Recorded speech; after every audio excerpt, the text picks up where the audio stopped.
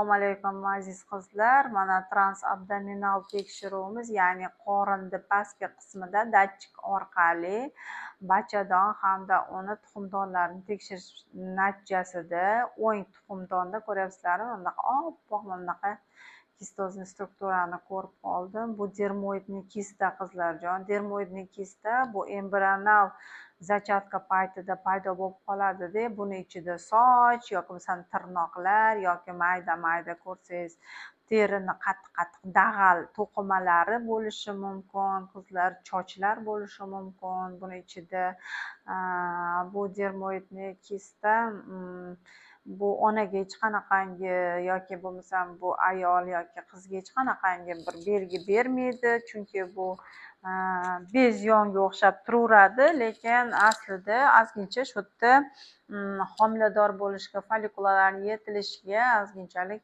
to'sqinlik qilish ham mumkin. Lekin bu yerda kichkinasi bundan katta razmerlarda ham dermoidniy kistalar uchrab turadi.